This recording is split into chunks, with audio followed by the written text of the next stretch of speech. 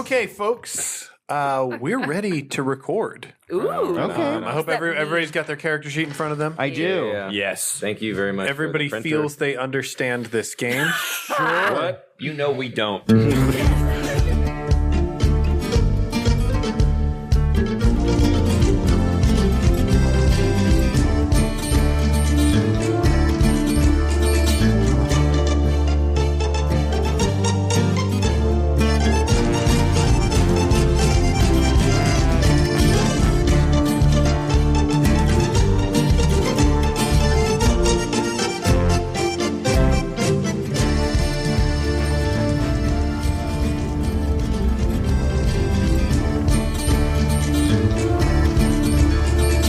So, you guys were faced with the question of, what to do next. You managed to convince your crew to join you on your wild plan, but you don't exactly know how you're going to assault this ship, which is more military-oriented ship than yours is. Like, you are operating a small cargo vessel. Not small, but a cargo vessel that is smaller than this gunship. What do you do?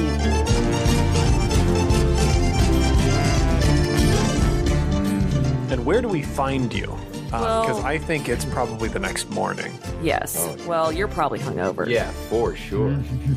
I'm so Jonet. Well, he's 15 too, so he might bounce Jonet's back dead. a little bit quicker. Yeah. Oh yeah. Okay. Yeah. So Jonet is actually he's been awake for a little while. I guess we got the call to get up, do your daily chores, and Jonet has been just very, very sluggishly grabbing his shirt and he's trying to put it in and he's putting his arm through the head hole and then someone's got to come through and help him out, and he's just very, very disoriented. So now we're around where Jonet sleeps on the ship. What does that look like? So it's in the common quarters. Jonet actually doesn't have a set hammock that he normally sleeps on because he's the youngest, kind of one of the smallest, and one of the least senior members on the ship. So it's one of those things where who's gotten fed up with their hammock is I want to change the scenery. They'll leave and Jonet will come in probably another 10 minutes after that and just throw his stuff and then just whee, boom, in the hammock.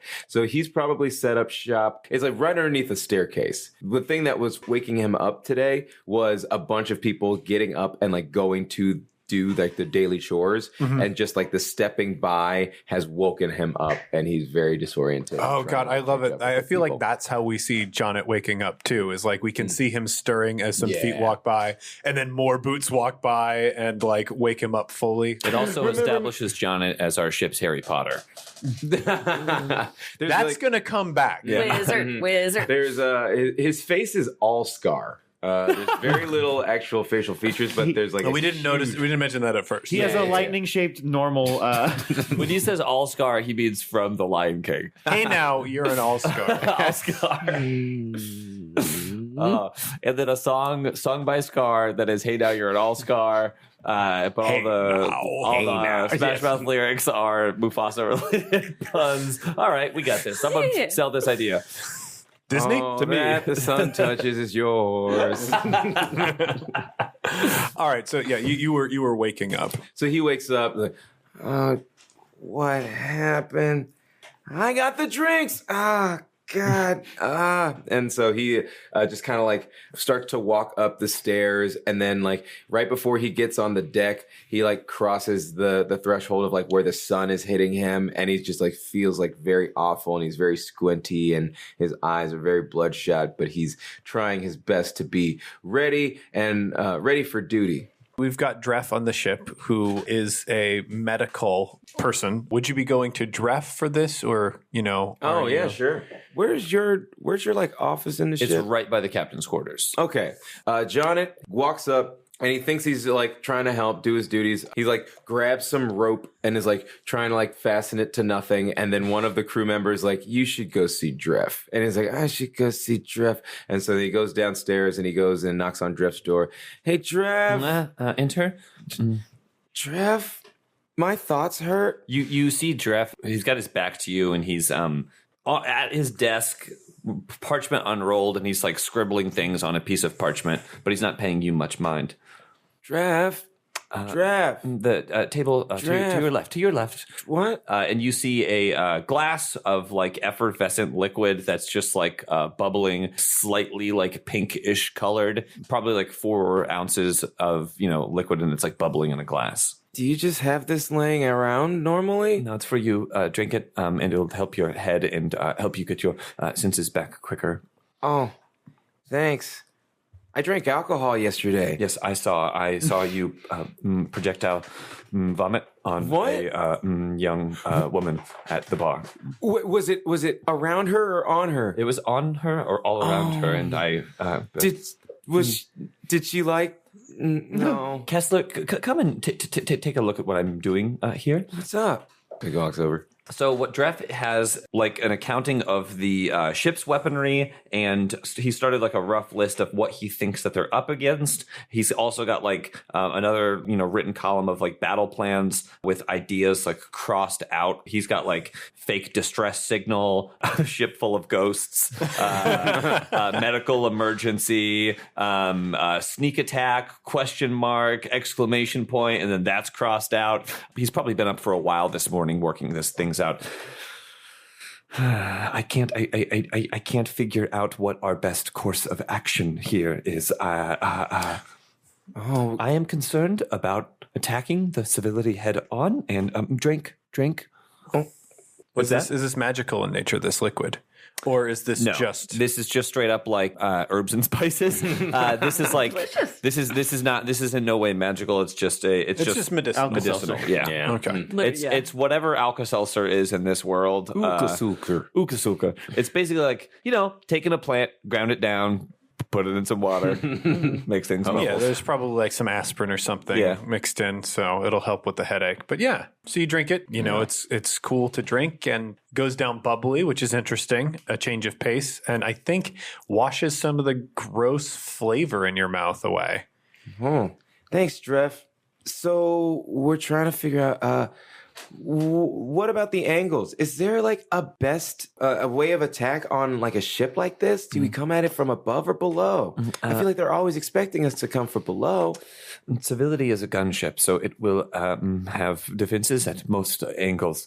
We are best attacking from the port starboard. That's sides of ship, right? Those are sides of ship. Port, yeah. So you don't want to probably go on the sides, but above might be probably the best idea in this. And we have our ridges, right? Yeah. On the port and starboard sides of our ship, we have our grappling cannons.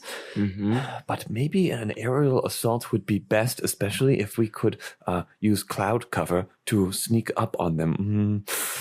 Either way, we're running a significant risk.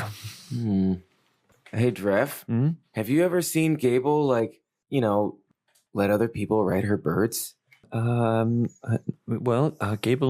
rides her birds, and have I seen that? Would other people ride them, or would just Gable ride them? So this has been 2 years, and I think this is a question best put to Liz. You've got 3 birds that you use typically.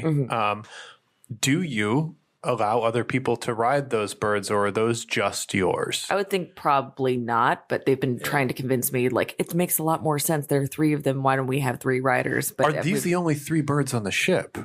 Is, I guess, another question. Because, man, what an addition to the crew you have made if you just brought, like, 3 warbirds, essentially. I mean, they're not all warbirds, but that would certainly be how a crew of pirates saw them. That's also the question, like, is this a normal, like, thing for all ships to have? I don't think it's something that all ships have, because I think it takes a specialized skill, but there are ships that have them. And the Uhuru specifically has been modified to have those cages on the underside of the ship. So it's very core to the strategy of how this ship operates. Yeah.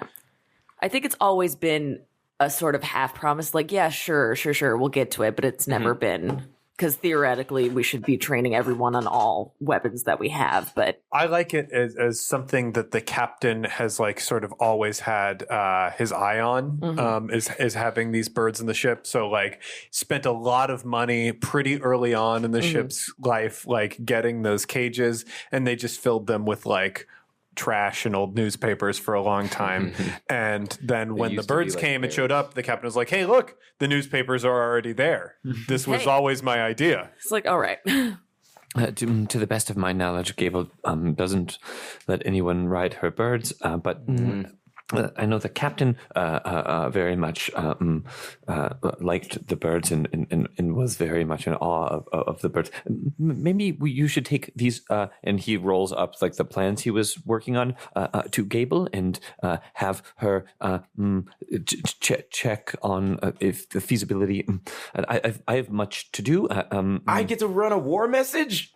Thank you, Jonathan. And he's like grabbing everything. He's like pushing you out. And the camera just moves to the side, like we see a division between this room and the captain's quarters. And in the captain's quarters, we see Gable facing Travis. Gable and Travis are there together around the captain's map table, which does have like figures of ships and whatnot. And the captain is standing in this room, looking out a window, with a very sort of like regal pose. And we can see that before like one of the bindings in the jaw like half pops open and just like half of the jaw is now hanging open. I think we every so often we'll just casually like while we're looking at a map tap it back into place, just like get back there. There's a lot of like regal dignity in that until you see those moments.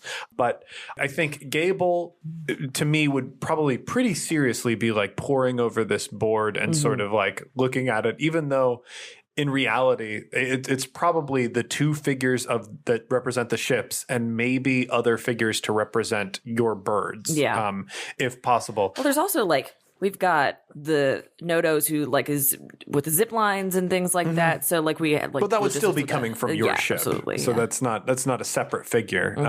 And then we've got Travis. Travis, I believe, is sort of like less involved, like casually is just there to be like a sounding board who's standing on the other side of this big war table. Eventually someone will realize him. Oh, well, yes. Stop. We're not stopping people from noticing. We're just prolonging, hopefully. I don't know. Like, this isn't what I do. I don't plan. I don't want to go in with a plan. I just want to. Can I ride one of the birds? No. Sometimes I am a bird. Then just do that. Not now.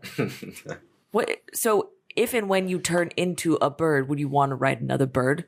Well, no. That's the thing. Is now I would like to because I'm not one. But you can get the sensation later. I just think it would be useful now for two people to be on the big birds. Ugh. It's just they're not ready, and your hands are. You haven't washed them, and it's, I'm just so busy. It is not hard to see that the things that are preventing Gable from allowing you to do this are not reasonable things. Like you can see through that easily as, someone who is a gambler and a con artist and used to reading people. How about this? I can ride the birds now, and then later I'll owe you a favor. Perhaps you're interested in a new watch.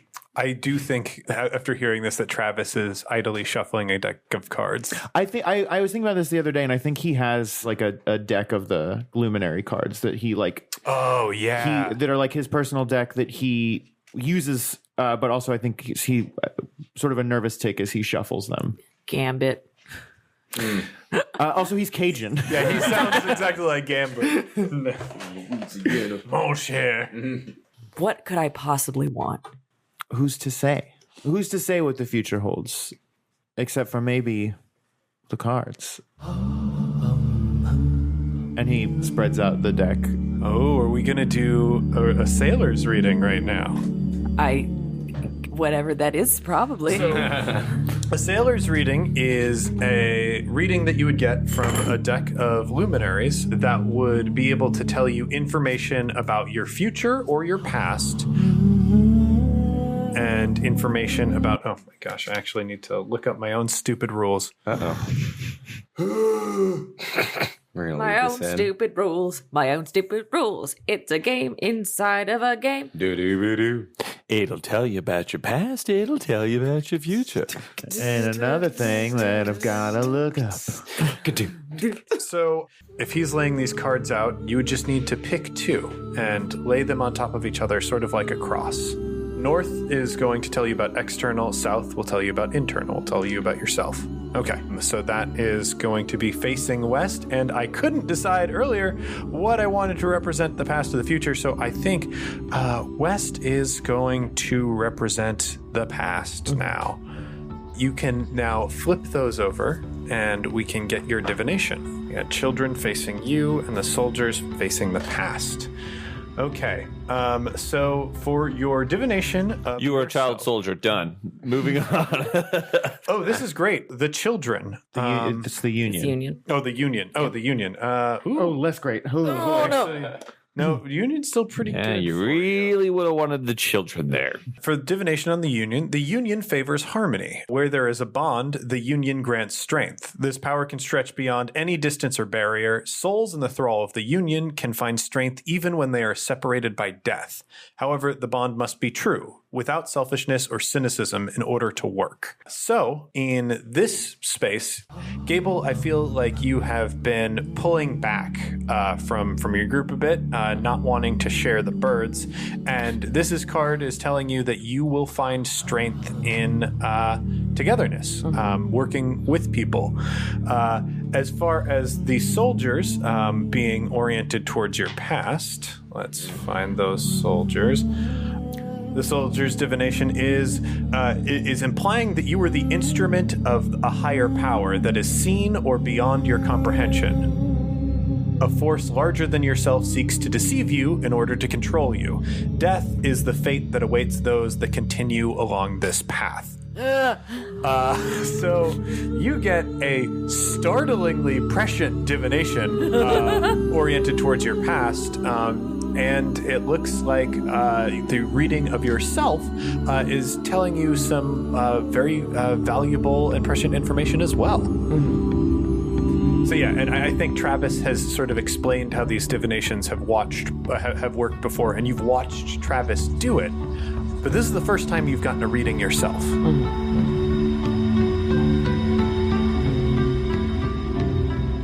What sort of expression does Travis have on his face? Is he's reading, I imagine, some emotion from Gable at this point? I think there's a little bit of a smirk on his face, but he's mostly able to sort of have a good poker face.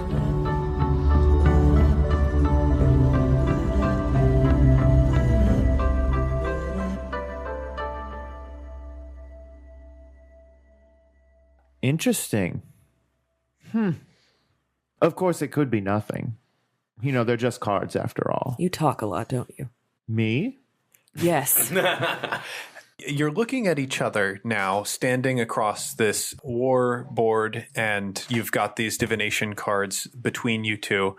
And you also are the only two members of this crew that know about each other, that really know about each other. You don't know in detail, but you have a hint that both of you have been around longer than anyone else would imagine. And I think that moment sinks in a little bit as the door bursts open. War message! I have a war message from next door. Drift. He sent me one with the scroll. Yeah. Okay. How are you feeling? What? How are you feeling? My brain hurts, but I'm over it. And he runs in, and then he just kind of throws the parchment down, and then just slides it open over top of whatever you guys were doing. He's like, okay, so Drift, he's been working on a lot of plans, and there's the grappling hook option, and there's the hiding behind the clouds option, but what we were really thinking about, and I think this is what is the primo idea. We get the birds. And we go in from the top with the birds. Oh, the birds, you say? Yeah, the birds. Gable knocks on the wall and says, Draft, you want to just come talk to us? You hear a clatter and a spill and obviously caught unawares from next door. He gave me bubble water. Because Draft, if this were modern day, Draft would absolutely be the type to just text everything. Yeah. So you have to Yeah, a moment later, Dreff comes in. He's wiping his hands on his kind of medical smock. Yes? You can just tell us these things. You don't have to send. I wrote them down in plans, so everyone would be on the same page as to the procedure. Oh, his jaw. Yes. Dreff goes over and starts fussing with the captain's jaw. Dreff, I feel like I can't read your handwriting sometimes. It seems like you're always kind of just like doing this so you can get done with it. So you're just like in a hurry a lot. I apologize. Point of a strategy. The Civility has more guns, more men, more experience in the sky. If we don't use the element of surprise, I fear that our chances are the likelihood of success is very low. I understand the need for surprise, but I would really appreciate it that if we were to start making plans that involved other people's personal property, maybe we talk to that person first. What are you talking about? Birds. Speaking of personal property, I have a idea for how we might be able to steal the cargo we have been requested to steal without being as noticed. Yeah. Dreff kind of like goes into one of his pockets, pulls out a parchment and starts like unfolding it and puts it down on the war room table. I believe we could repurpose some of our feather weave sails to make a small portable device which attached to the cargo would be able to float it out of the ship for us to come and collect later. If this were to work, which I don't know if it necessarily would work, but my suspicion is that it may, we could theoretically steal the cargo without hullabaloo, big fight, swords poking people, the blood from inside of a person coming out of their holes. Jonet sees this. I'll get you some bubble water, and then runs out. No, don't touch my bubbles.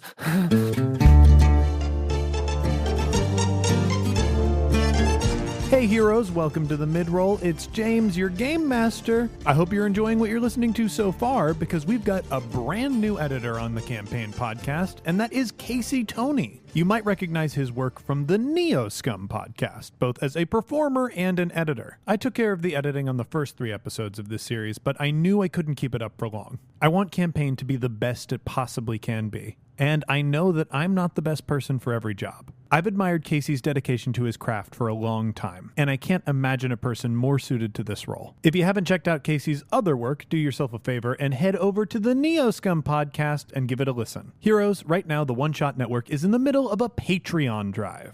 It's been a wild year for One Shot, but we're trying to end 2018 strong, and we can only do that with your help. In case you don't know, the network and every production on it is supported by Patreon. That's folks heading to patreon.com/oneshotpodcast and signing up to give us a small amount of money each month. That money keeps productions like Campaign going, but it also comes with amazing rewards.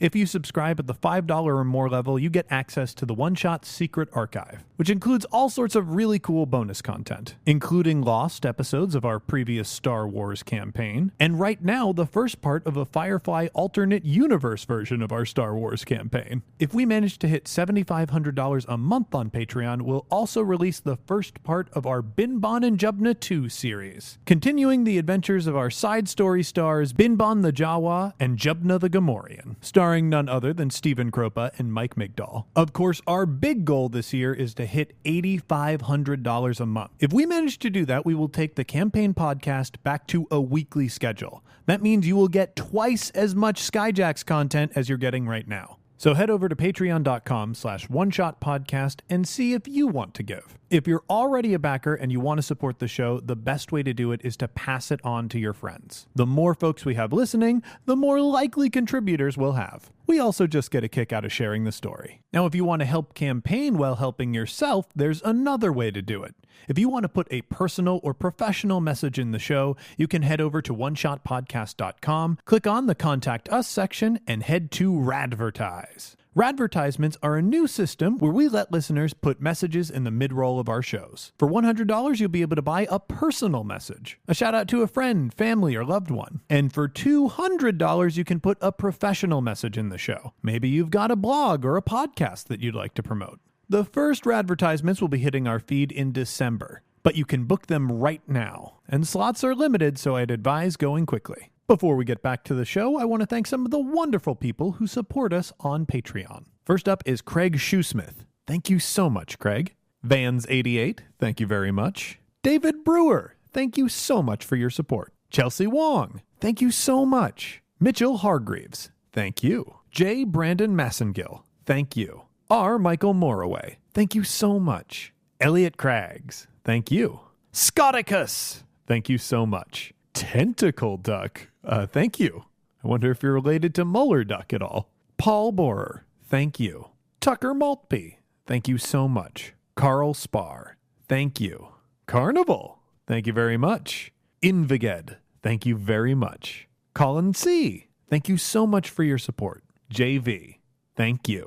Charles Summerhill, thank you so much. April Zola Emerson, thank you. And Jonathan Levine, thank you so much. Thanks again to everyone who supports us and everyone who's going to join up during this drive. Remember, at the $10 or more a month level, you get to send in Dear Uhuru letters and NPCs. Instructions are going out to $10 backers this week. So if you want to be part of the first wave, get enrolled as soon as you can. And with all of that out of the way, let's get back in the skies.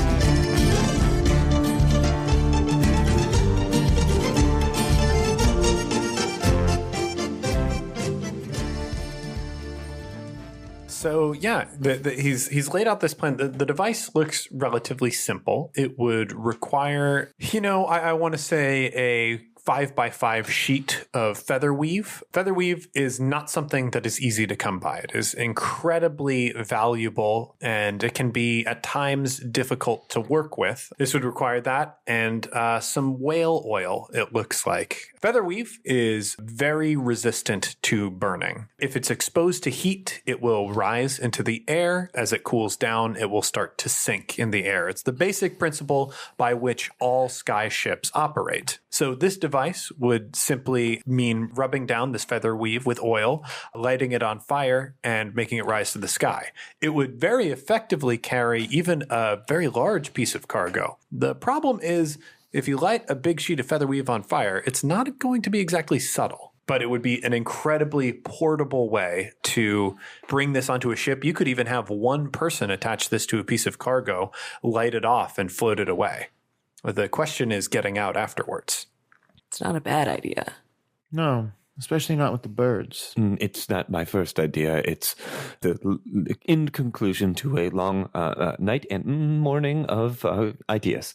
It lacks a certain amount of blood, though. I think I want a quick flashback of the planning sessions, because I think Dref spent his night in the hotel room, and I feel like cuddled up next to him as a sleeping bunny is Travis, and I just think that's a very adorable picture. It's very cute. I think, didn't Dref leave the hotel room that night? Because he left Travis in the hotel room. My impression was that after that scene, I had gone back to the ship. Oh, okay. Mm-hmm. Well, then we'll cut out that image as well. But I think that Dref spent most of last night in the captain's quarters in the war room doing this planning, talking to the captain. Because Dref spends a lot of time alone with the captain, and a lot of time uses him as like a soundboard, even though he knows he can't respond. So a soundboard or a sounding board? Sounding board. Okay. A soundboard. He's just like horny. But Dref was debating for long moments last night with the captain, even yelling or raising his voice. Yeah, baby. Becoming very embarrassed at his yelling. My wife.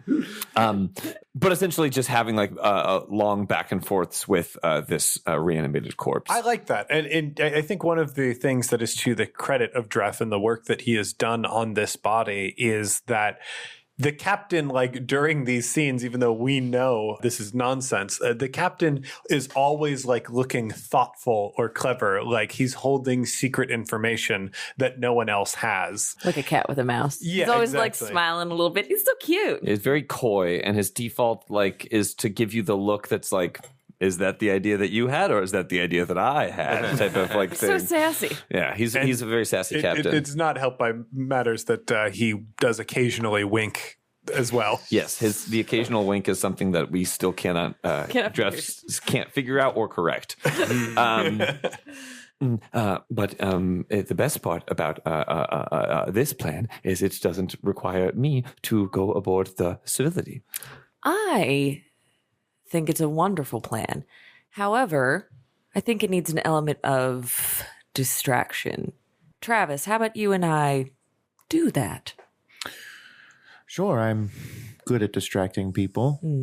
Wait, are you saying that I'm going to be on the ship? I'm going to go on the ship while you guys are distracting? We didn't say it, but it's a great idea, Jonet. Thank you for your service. Hold on. I feel like I should have some help. Oh, you will. You mean, and someone Dref will be heading up the actual climbing onto the ship. Oh no. It's your plan. No. You're the one that knows it back to front. But How would anyone else have the knowledge and the capability of knowing where to and from everything needs to go?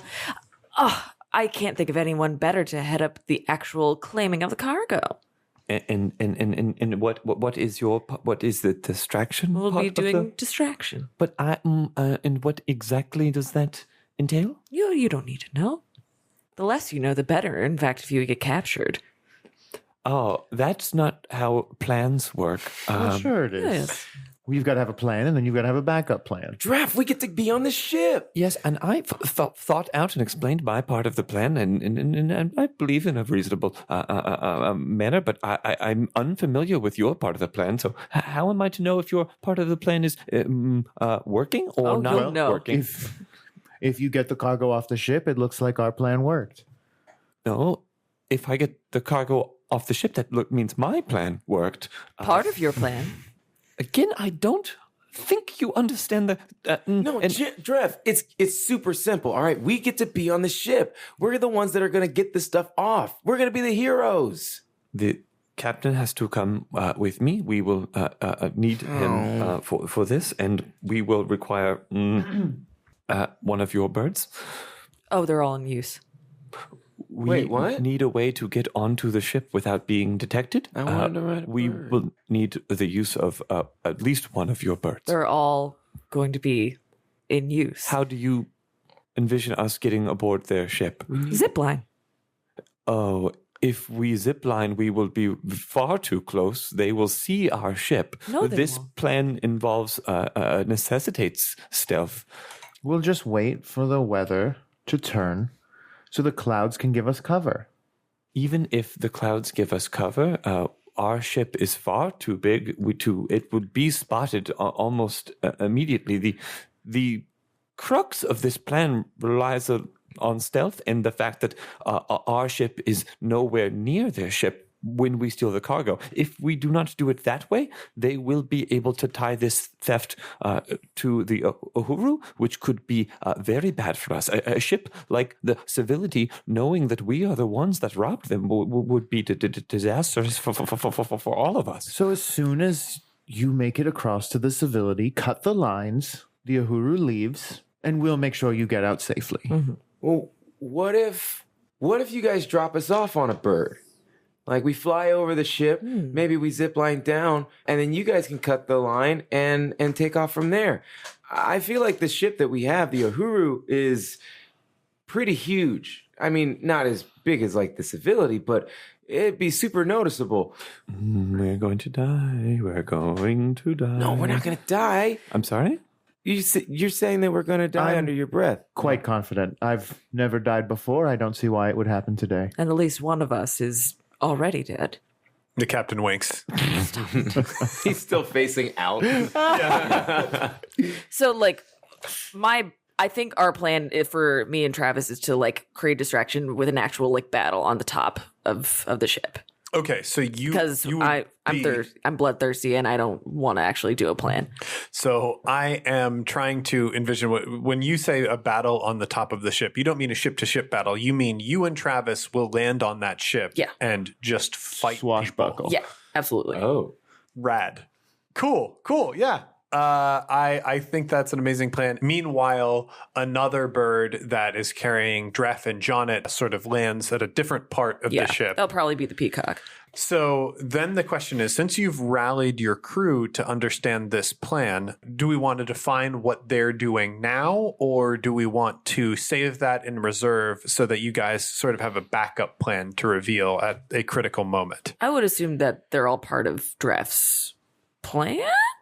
So there would be more than Dref swooping down to Or, like, onto the ship? Tying or- down cargo, or like...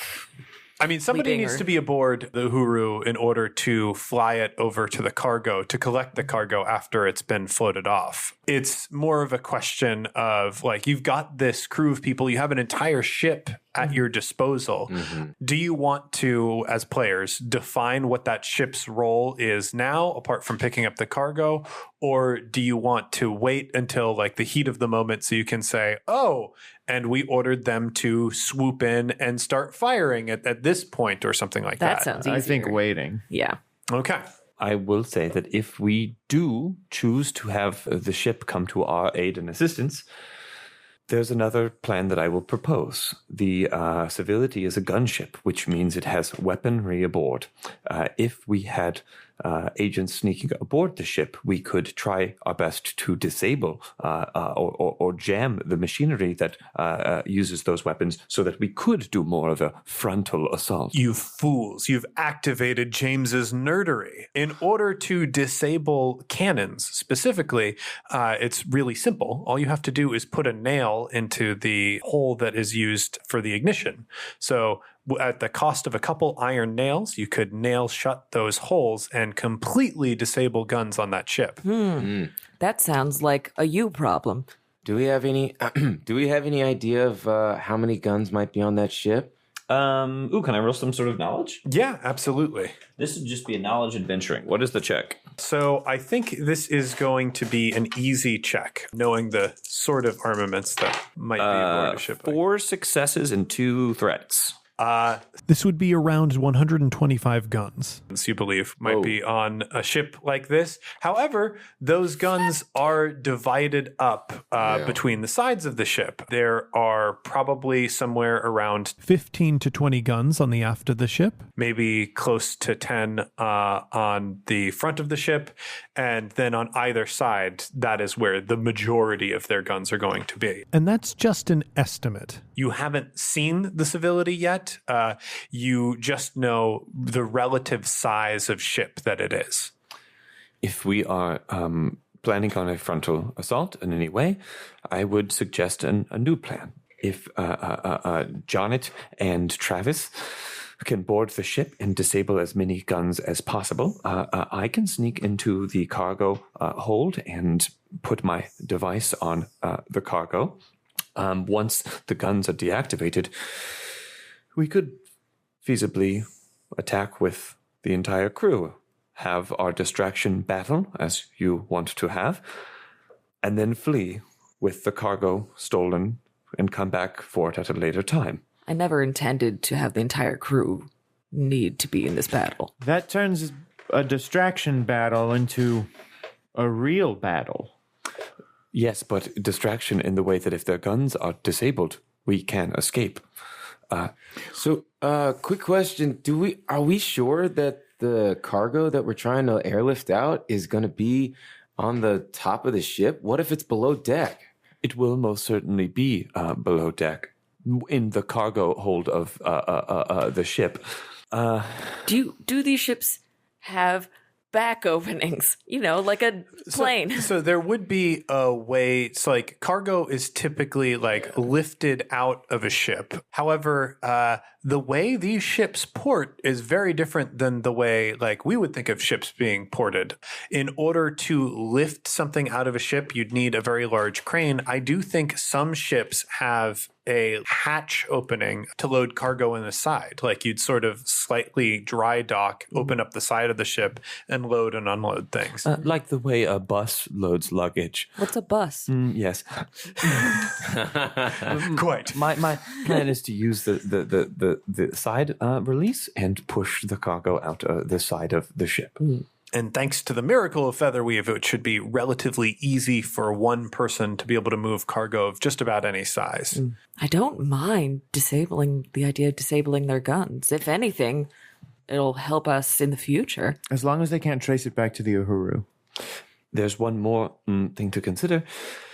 While the fight is ensuing and while the guns are disabled, I could do my best while I'm under the cargo hold to disable the steering mechanism of the Civility. If that is successful, then we could escape without the threat that they would be able to follow in an appropriate time. Sounds like Dref wants to have a little fun. The best part about this plan is the fighting would be happening above decks, while Dref would be below with the machines. Well, unless we move it downstairs. Sometimes things happen. Please keep it upstairs. Well, we do our best, but you know what? Sometimes it's just fun to fight on stairs. And if anything happens, I will have the captain to protect me. The captain winks. Travis, or you wanna put some nails in some cannons? It would be my pleasure. So the question then, in my mind, is: are you going to be attacking during the day or at night? Has to. What? Oh no, it has to be during the day. Oh no! If we go at night, what can the rabbit do to disable these cannons? Well, we don't know what season it's going to be when you ultimately decide to go through. Like, I'm going to have you draw cards to determine what season it is. That could also lead to you having a much more subtle agent aboard the ship to help you move around unseen. Like, yeah. If we do go at night, when you light the feather weave on fire, it will be much more obvious. This is true. Mm-hmm. So there's like one pro and one con to each. Here's a quick question about the feather weave lighting. Would it be possible to maybe just like heat up like some metal, like in the sense of not necessarily like lighting something on fire underneath it, but something like conducting that like a large amount of heat to then provide the heat needed to get the feather weave up and airborne? Absolutely. The only challenge in that is, how do you transport that? Yeah. It can't. Well, Shoot it across. Each one of these ships is going to have a supply of coal aboard in order to heat their own feather weave. But that's a great idea from Jonnet. Keep an eye out for it. We bring the feather weave because it's lightweight enough, and look for an alternate heating source while we're on the ship. Yes, it could work. It could be a more subtle way to get the feather weave off the You ship. could just superheat a cannonball. Wait, who has magic? You have magic. I have magic. Yeah, okay. Figure that out. I'll figure that out. Well, this seems like a good plan. John, you've been, I've noticed you've been looking at Lucas, which is the peacock. Mm-hmm. Do you feel comfortable giving him commands? Just tell me what to say and I'll say it. Why so easy giving the kid a bird? Because you're going to be taking the albatross. Okay, well that's a very good bird of all your birds. It is my favorite, but it did take a lot of convincing. But then he can just take the bird. Well, because I know you. We're both getting birds. What are you doing? I'm just saying. Speaking of taking a lot of convincing, does anyone have an idea of how likely the crew is to go along with a plan like this? Now, I feel like it's called blacking out, right? Yes. Before I blacked out, I thought the crew was kind of down to do this. Yeah. Like, I think just taking the rough temperature of what happened with everyone, Nodos and Wendell would be very in favor of sort of a loud distraction battle. Wendell in particular has a score to settle with someone aboard that ship. Hornet is always kind of more conservative. Spit is harder to read. You do know that they are all like kind of in favor of a plan, though if it places the crew more or less at risk, they might have their own requirements. You've got at least two people who would definitely be on board for this sort of thing. So you really only need to swing one of them. Mm-hmm. We have to swing them again. We have to do another You don't have Like- to do another. You just have to lay out the plan to one of them. And as long as you can get that one to agree, the other's objection really isn't going to matter. Yeah. If we do this, I will leave the politics of the crew to you. I should go prepare my device and make sure it will work. I'm going to go find some nails. Yes, a lot of nails. A lot of nails. If I can't find the nails, how are we? What areas can I take them out of the floorboards? I will find you the nails. Come, Janet. Come with me. I'll show you the supply. I was just trying to help. Okay. I'll procure the whale oil. I'll speak to Nodos and Wendell, and they'll hopefully be able to relate everything to. That's a good way to start. Okay. And since it seems like you're amicable enough with the bird thing, It's amiable, but she's right. Amicable is the wrong word. I'll leave. Excuse me. Pardon me. Just you're in the standing in the door. Captain's just standing in the doorway. He is not moving. I'll just... And he moves in the way that you moved as you try to step around. I will... maybe if I went, no? well, anyway, you can have your keys to your birds back. oh damn it, because he took it out of my pocket. Why did the birds have keys? I guess they're Cage changed. cages. Yeah. The cage keys. Not keys to like a bird, as in you put them into the ignition. Put it in the bird's head. You're flooding the bird. Step off its clutch. So wait, I want to run down the list of birds again. So we've got the peacock. The peacock is name is albatross. Lucas. It's kind of like the big grandiose. We're going to meet the queen kind of thing. The warbird is a red-tailed hawk. I've named Metatron.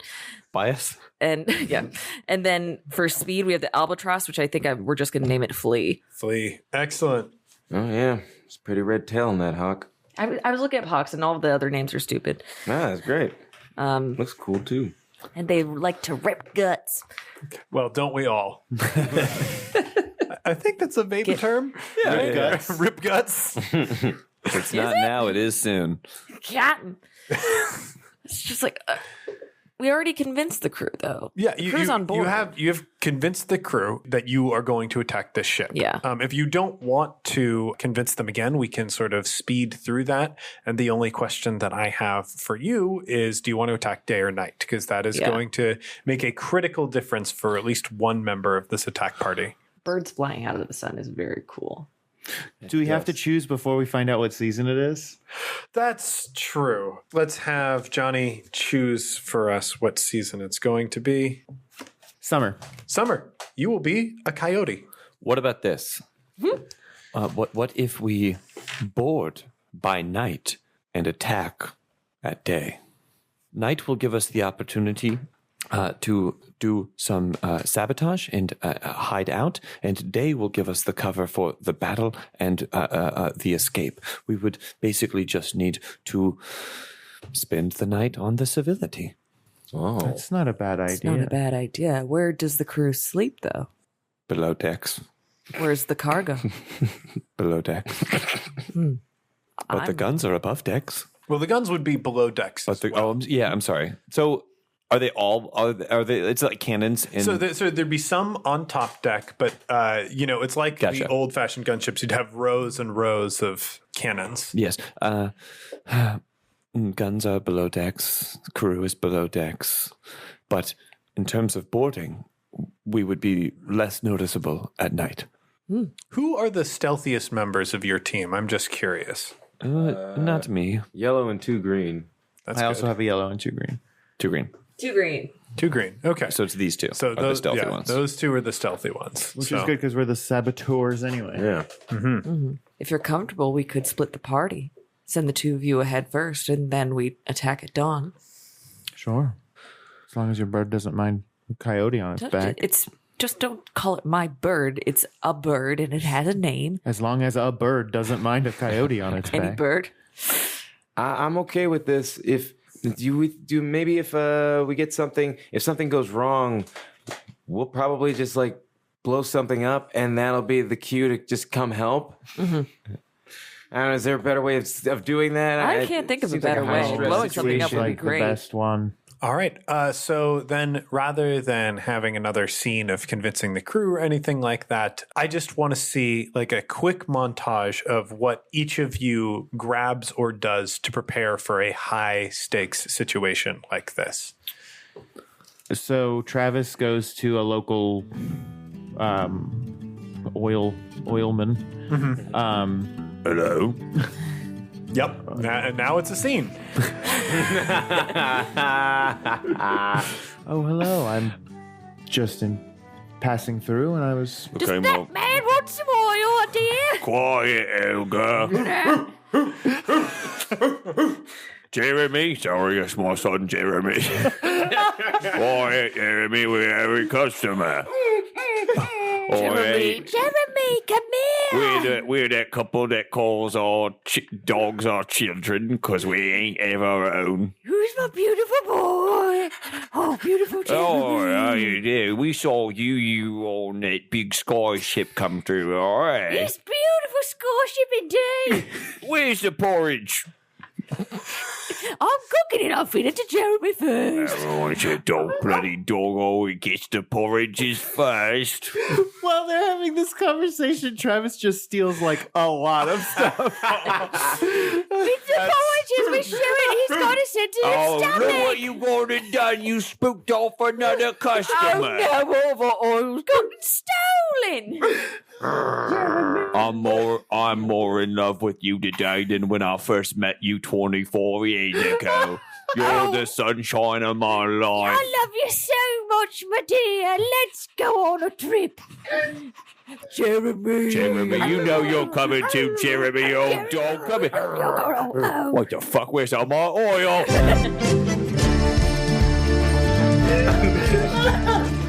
Great.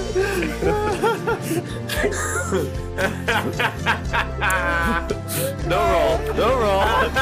Just steals all the oil. I don't want to be in that scene a second longer. I don't see why we would roll to prolong it. Skyjacks.